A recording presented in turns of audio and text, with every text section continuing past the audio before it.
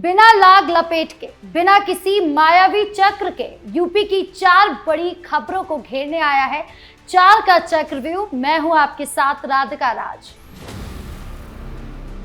4 के चक्रव्यूह में सबसे पहले बात अखिलेश यादव के परिवार की। अखिलेश यादव की बेटी अदिति पर अभद्र टिप्पणी करने वाले आरोपी को यूपी पुलिस ने पाताल से भी ढूंढ निकाला है।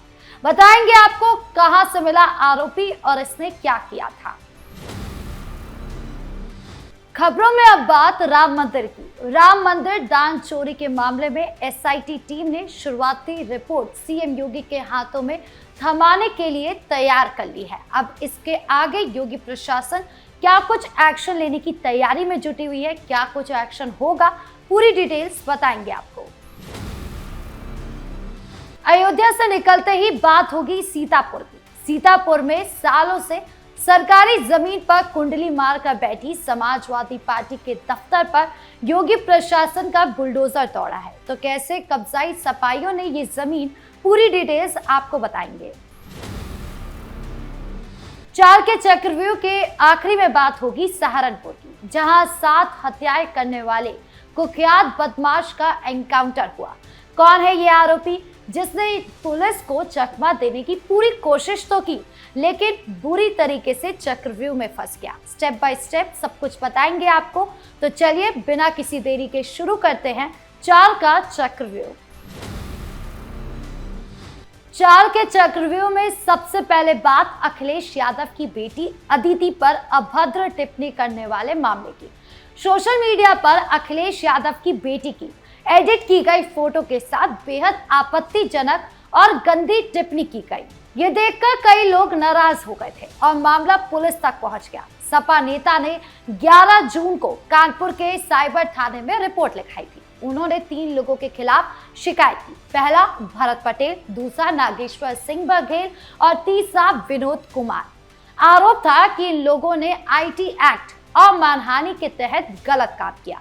आरोपियों ने एडिटेड तस्वीरें के साथ अभद्र कमेंट करके अखिलेश यादव की बेटी की इज्जत को ठेस पहुंचाने की पूरी कोशिश की थी। पुलिस ने इस मामले को बहुत गंभीरता से लिया। क्राइम ब्रांच की टीम तुरंत डिजिटल सबूतों और तकनीकी जांच में जुट गई। सोशल मीडिया अकाउंट्स की गहन जांच की गई। इसी जांच के दौरान मध्य प्रदेश के रीवा का रहने वाला नागेश्वर सिंह बघेल पकड़ा गया। पुलिस ने उसे गिरफ्तार करके कानपुर कोर्ट में पेश किया। कोर्ट ने आरोपी को जमानत तो दे दी, लेकिन गिरफ्तारी पर नाराजगी भी जताई। कोर्ट ने कहा कि ऐसे संवेदनशील मामले में सावधानी बरतनी चाहिए। बाकी 2 आरोपियों की भी तलाश अब भी जारी है। एक आरोपी भरत कुमार पटेल, जो सोशल मीडिया अकाउंट अमेरिका से चला रहा था, और तीसरा आरोपी विनोद कुमार जौनपुर का रहने वाला है और ऑटो चालक के रूप में काम करता है। पुलिस दोनों अन्य आरोपियों को पकड़ने के लिए लगातार कोशिश कर रही है। सीएम योगी आदित्यनाथ ने इस मामले पर साफ कहा था कि बेटी तो बेटी होती है, किसी भी लड़की के सम्मान के साथ खिलवाड़ बर्दाश्त बिल्कुल नहीं किया जाएगा। जैसे उनको इसकी जानकारी मिली, उन्होंने पुलिस को तुरंत एक्शन लेने के लिए कहा। सीएम योगी का ये बयान।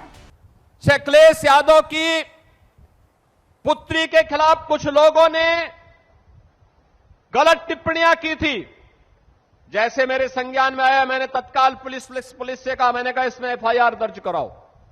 बेटी के खिलाफ कोई भी अपमानजनक टिप्पणी स्वीकार्य नहीं होनी चाहिए। सीएम योगी का ये बयान पूरे यूपी में चर्चा में रहा। उन्होंने कहा कि बेटियों का सम्मान राजनीति से ऊपर है। इस घटना ने साफ पता करवा दिया है कि सोशल मीडिया पर गलत टिप्पणी करने वालों पर अब सख्ती से कार्रवाई होगी। युवाओं को समझना चाहिए कि किसी की व्यक्तिगत जिंदगी या परिवार के सदस्यों के बारे में गलत कमेंट करने से उनका भविष्य खराब भी हो सकता है। अब आगे क्या कुछ होगा, ये अभी देखना बाकी होगा। बढ़ते दूसरी खबर की ओर। अयोध्या राम मंदिर दान चोरी मामले में योगी सरकार का एक्शन। राम मंदिर में चढ़ावे और दान की रकम में हेराफेरी के आरोपों की जांच एसआईटी कर रही है। एसआईटी टीम ने अपनी शुरुआती रिपोर्ट सीएम योगी आदित्यनाथ को सौंपने के लिए तैयार की है। बताया जा रहा है कि रिपोर्ट ये कह रही है कि राम मंदिर के अंदर बड़े पैमाने पर हेराफेरी हुई है। जिसके बाद अब प्रशासन एक्टिव मोड में आ गया है और कई बदलाव की तैयारी की जा रही है।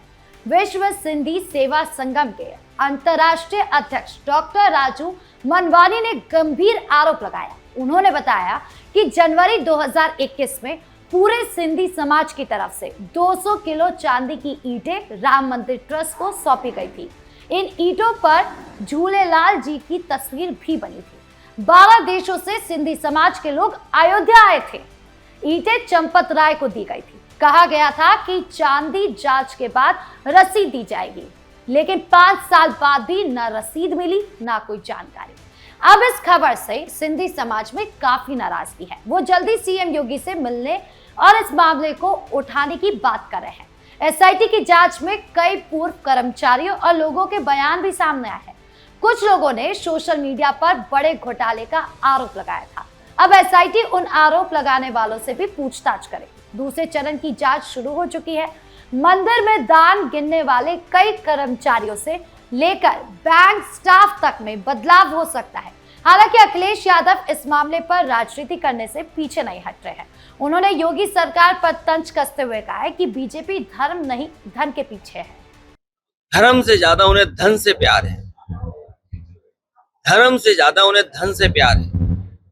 और सनातन परंपरा को इतनी बड़ी ठेस पहुंचाना कोई कल्पना नहीं कर सकता। हमें उम्मीद है कि सच्चाई सामने आएगी। एक तरफ बयानबाजी तो दूसरी तरफ एक्शन। अब सीएम योगी को रिपोर्ट सौंपते ही आगे क्या कुछ होगा ये अभी देखना बाकी है। तीसरी खबर सीतापुर से आ रही है, जहां सपा कार्यालय पर योगी सरकार का बुलडोजर चला। सुबह सुबह टाउन हॉल परिसर में 21 साल पुराना समाजवादी पार्टी का कार्यालय 4 बुलडोजर की मदद से पूरी तरह जमींदोज कर दिया गया। इस दौरान भारी पुलिस बल तैनात था।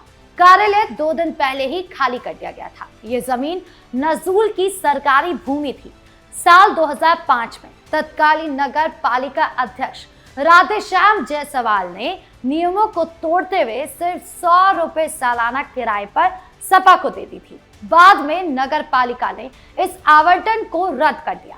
फिर भी सपा कार्यालय चलता रहा। 8 जून को जिला अधिकारी की अदालत ने 15 दिन का नोटिस दिया था।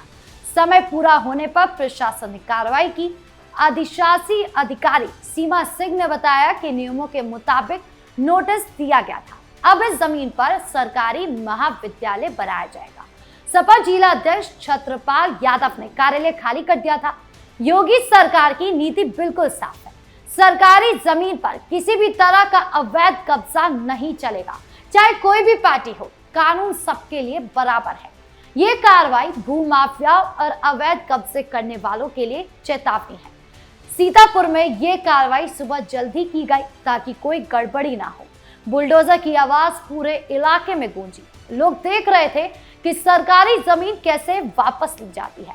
प्रशासन का कहना है कि आगे भी ऐसी कार्रवाइयां जारी रहेगी। इस जमीन पर अब कॉलेज बनेगा तो स्थानीय युवाओं को फायदा ही होगा। यानी योगी सरकार सरकारी संपत्ति की रक्षा और सही उपयोग पर जोर दे रही है। 4 के चक्रव्यूह के आखिरी में बात सहारनपुर की, जहां 7 हत्याएं करने वाला कुख्यात बदमाश ललन सिंह पुलिस एनकाउंटर में मारा गया। रविवार देर रात एसटीएफ और सहारनपुर पुलिस की संयुक्त टीम ने सरसावा नकूर रोड पर इसकी मुठभेड़ की। ललन सिंह को गोली लगी, उसे अस्पताल ले जाया गया, जहां डॉक्टरों ने उसे मृत घोषित कर दिया। उसका एक साथी भाग निकला, जिसकी तलाश जारी है। ललन सिंह बिहार के समस्तीपुर का रहने वाला था। वो कई राज्यों में पुलिस के लिए सिरदर्द बना हुआ था। उसके खिलाफ 7 हत्याएं, बैंक डकैती, कैश वैन लूट और पुलिसकर्मियों पर हमले जैसे गंभीर मामले दर्ज थे। वाराणसी में एक सब इंस्पेक्टर की हत्या करके पिस्तौल लूटने और चंदौली डकैती जैसे बड़े मामले उससे जुड़े हुए थे। उस पर वाराणसी में 1 लाख और चंदौली में 25,000 रुपए का इनाम था। एएसपी लाल प्रताप सिंह के नेतृत्व में टीम संदिग्धों की तलाश में थी। अचानक मुठभेड़ हो गई। ललन सिंह ने फायरिंग की। जवाब में पुलिस ने भी गोली चलाई। इस एनकाउंटर से कई पुराने मामले के सुराग भी मिल सकते हैं। पुलिस अब उसके पूरे नेटवर्क को खंगाल रही है। यूपी सरकार की जीरो टॉलरेंस पॉलिसी के तहत ऐसे खतरनाक अपराधियों को कोई मौका नहीं दिया जाता। अब पुलिस फरार साथी की भी तलाश कर रही है। अब इस तलाशी में आगे क्या कुछ सबूत मिलते हैं और इस सबूत से पिछले जितने मामले उनमें क्या कुछ सबूत मिलते हैं, ये अभी देखना बाकी होगा। तो 4 के चक्रव्यूह में आज के लिए बस इतना ही। अखिलेश की बेटी का मामला, राम मंदिर दान की जांच, सपा दफ्तर पर एनकाउंटर और कुख्यात ललन सिंह का एनकाउंटर, आपको इन चारों खबरों में से कौन सी खबर सबसे ज्यादा जरूरी लगी, कमेंट बॉक्स में जरूर बताएं। देखते रहिए कैपिटल टीवी उत्तर प्रदेश। धन्यवाद।